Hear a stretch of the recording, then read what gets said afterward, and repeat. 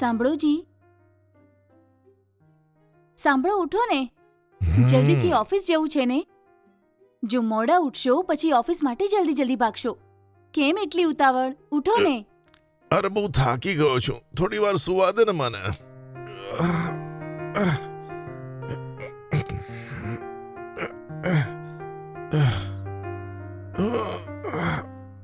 આલો, ચા પી લો.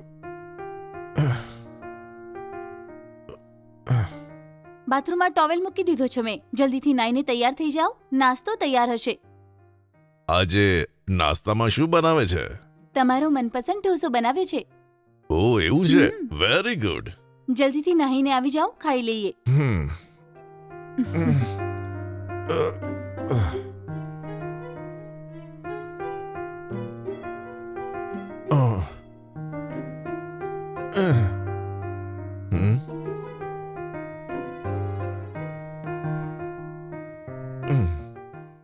સાંભળો તો, નાસ્તો તૈયાર છે, લઈ આવો. હા સારું, લઈ આવ.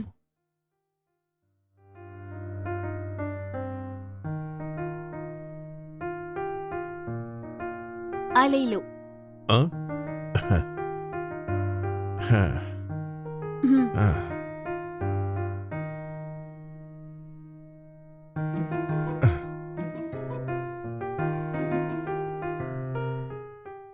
સાંભળો ને, મને છે ને યોગા શીખવાનું મન થાય છે.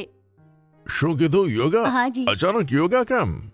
અરે બીજું કંઈ નહીં, જો યોગા શીખી લઈશ તો બોડીમાં સ્ટ્રેસ અને પ્રેશર ઓછું થઈ જશે, હેલ્ધી તો રહી શકીએ છે ને, એટલે. બરાબર, તે સ્વાસ્થ્ય માટે સારું છે. પણ કોણ સારું શીખવાડશે એ મને નથી ખબર જી. ઓ એવું છે, હવે શું કરીએ?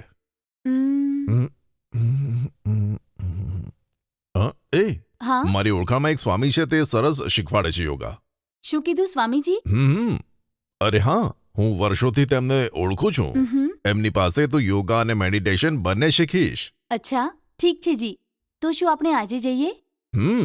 Okay okay. એમના આશ્રમમાં પહેલા હું ફોન કરીને સ્વામીજીની એપોઇન્ટમેન્ટ લઉં છું, પછી આપણે મળવા જઈશું. એવું છે કે? તો પછી તરત જ ફોન કરીને પૂછી લો ને. આટલી જલ્દી કેમ કરે છે? થોડી ધીરજ રાખ. કોલ કરીને જ્યારે આવવાનું કહેશે ત્યારે આપણે જઈશું, બરાબર?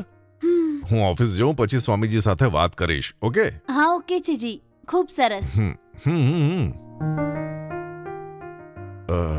રાણી? હા, હમણાં આવી. શું થયું જી? સાંભળ, હું ઓફિસે પહોંચીને સ્વામીજીને ફોન કરું, પછી આપણે મળવા જઈશું. બારણું બંધ કરીને સંભાળીને રહેજે. ઓકે? ઠીક છે જી. નીકળું છું. બાય. બાય. બારણું બંધ કર.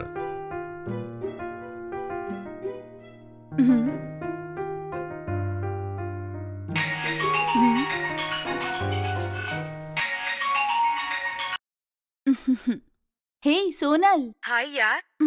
બોલ, કેમ છે? હું ઠીક છું, તું કેમ છે? હું તો એકદમ મજામાં છું. તારા ઘરમાં બધા કેમ છે? બધા મજામાં છે. ક્યારેક ક્યારેક તારા વિશે પૂછે છે. એવું છે કે? અરે હા યાર. અને બીજું શું સ્પેશિયલ છે? અરે ના, આજકાલ તું મને ફોન નથી કરતી. શું કરું યાર, આજકાલ કામના લીધે ખૂબ જ બિઝી છું, એટલે કોઈને પણ ફોન નથી કરી શકતી. અરે એ બધું રહેવા દે. અરે હું તને એક વાત કહું? બોલ ને યાર, શું છે? હે, હું છે ને યોગા શીખવાની છું. સચ્ચેમાં? સુપર યાર. યોગા સ્વાસ્થ્ય માટે ખૂબ જ સારું છે, સારું ડિસિઝન છે. જો તું રોજે કરીશ તો ફિટ થઈ જઈશ. મને એક કોલ આવે છે, હું પછી વાત કરું. Okay bye. ઓકે બાય યાર.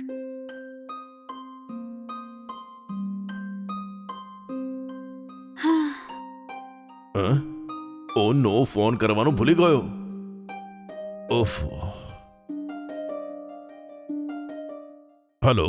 હા પ્રણામ, કોને મળવું છે? મારું નામ વિનોદ છે. હા બોલો. સ્વામીજી સાથે યોગા વિશે વાત કરવી છે મારે.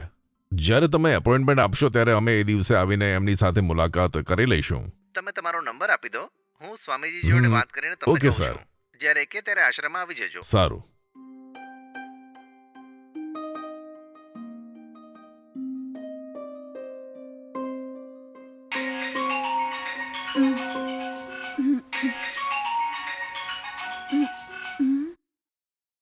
હેલો. શું વાત છે, સૂઈ ગઈ કે? એમ જ થોડી વાર આડી પડી હતી, થોડું થાકી ગઈ હતી. તમે કહો. મેં આશ્રમમાં ફોન કર્યો તો સ્વામીજીએ આજે સાંજે 6 વાગ્યાની એપોઇન્ટમેન્ટ આપી છે. એવું છે કે હા સાંજે 6 વાગે તૈયાર રહેજે. ઓફિસેથી આવીને આશ્રમે તને લઈ જઈશું. હા ઠીક છે જી, હું તૈયાર રહીશ. તમે જલ્દી આવજો. હા ઓકે.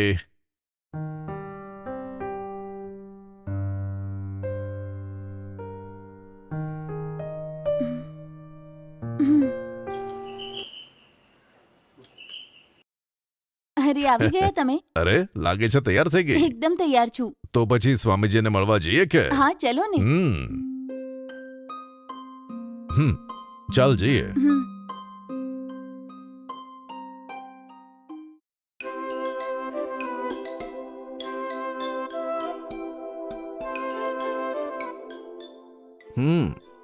બોલો વત્સ, મને કેમ મળવું છે? સ્વામીજી, આ મારી પત્ની રાણી છે. અચાનક તને યોગા શીખવાની ઈચ્છા જાગૃત થઈ છે. યોગા શીખશે તો તમારી પાસેથી જ શીખશે એવું કહે છે. એટલે હું મારી વાઈફને યોગા શીખવાડવા માટે તમારી પાસે આવ્યો છું સ્વામીજી. જો તમે પોતે આને યોગા શીખવાડશો ને તો મારી ખુશીનો કોઈ પાર નહીં રહે સ્વામીજી. મારી વાત સાંભળો. કેમ અને શા માટે તમારે યોગા શીખવું છે મારે જાણવું છે. સ્વામીજી, હું છે ને સ્ટ્રેસની વગર રિલેક્સ રહેવા માટે ઈચ્છું છું. ખાલી એટલા માટે જ નહીં, યોગા કરીશું તો બોડી પણ ફિટ રહેશે, બરોબર ને? એટલે જ હું યોગા શીખવા માટે અહીં આવી છું. સારી વાત છે, ખૂબ સારું. મને લાગે છે કે જો તમે અહીંયા રહીને જ યોગા શીખશો તો સારું રહેશે. એટલા માટે કે પૂરા 48 દિવસ યોગાનું પ્રશિક્ષણ છે. તમારે 48 દિવસ અહીં જ રહીને આ જ આશ્રમમાં પ્રશિક્ષણ લેશો તો તમે પૂર્ણ રીતે યોગા શીખી શકશો. એટલે હું કહું છું તમને. અને યોગા મઠનો આ નિયમ છે. સ્વામીજી, દરરોજ હું દૂર ઓફિસમાં જઈને આવું છું. જો આ ઘરે રહેશે ને તો જ મારી જરૂરિયાતો પૂરી કરી શકશે. હા, જો આ અહીંયા રહેશે તો મારી દેખભાળ કોણ કરશે? મારું માનો તો દરરોજ તમારા સમય પ્રમાણે ઘરેથી અહીંયા આવીને યોગા શીખશે તો સારું રહેશે એવું મને લાગે છે સ્વામીજી. આ અશક્ય છે. આ આશ્રમના વિરુદ્ધમાં છે, કારણ કે આશ્રમમાં આવનાર બધા જ લોકોને અમે આ યોગા ફ્રીમાં શીખવાડીએ છીએ. અને તેમને અહીંયા જ રહીને અહીંયાના કામમાં મદદ કરવાની હોય છે. ત્યારે જ તેઓ ધ્યાનને પૂર્ણ રૂપે જાણી શકશે. જો તેઓ અહીંયા રહેશે તો જલ્દી જ યોગાને સરસ શીખી શકશે. દરરોજ અહીંયા આવીને સ્કૂલની જેમ જો યોગાનું શિક્ષણ લેશે તેનાથી બરાબર શીખવા નહીં મળે. જો યોગાને પૂર્ણ રીતે શીખવા માંગો છો તો 48 દિવસ સુધી તમારે અહીંયા જ રહેવું પડશે. એ જ યોગ્ય છે. વિચારીને કહો મને.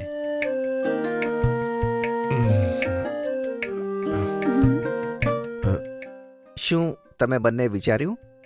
શું નિર્ણય લીધો તમે બંને? એ શું છે ને કે મારા વગર એ રહી શકતા નથી. મારી વાત સાંભળો દેવી. જો 48 દિવસ સુધી તમે અહીં રહેશો તો શીઘ્ર જ તમે યોગાને શીખી શકશો. દરરોજ ઘરેથી અહીં આવીને યોગા શીખવું યોગ્ય નથી. જો જિંદગીમાં કંઈક મેળવવા માટે કંઈક ખોવું પડે છે, કંઈ પણ ગુમાવ્યા વગર તમારે મેળવવું છે, આ કેવી રીતે બને? વાંધો નહીં સ્વામીજી, મારી વાઈફને અહીંયા જ રાખીને 48 દિવસ યોગા શીખવા દો. આ પણ હું મારી વાઈફ માટે જ કરું છું સ્વામીજી, કારણ કે હું ઈચ્છું છું કે તે સદાય ખુશ રહે. તું 48 દિવસ અહીં જ રહીને યોગા શીખી લેજે અને હું ગમે તે રીતે 48 દિવસ સુધી એડજસ્ટ કરી લઈશ. ઓકે? સારું જી. મને એ કહો, ક્યારથી જોઈન કરવાનું છે સ્વામીજી? સારું શીખવા માટે સમયને જોવાતો નથી. તમે અત્યારે જ એડમિશન લઈ શકો છો.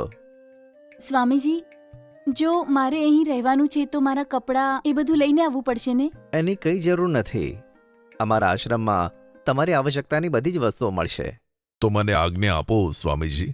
તમારા ભરોસે હું મારી પત્નીને છોડીને જઈ રહ્યો છું.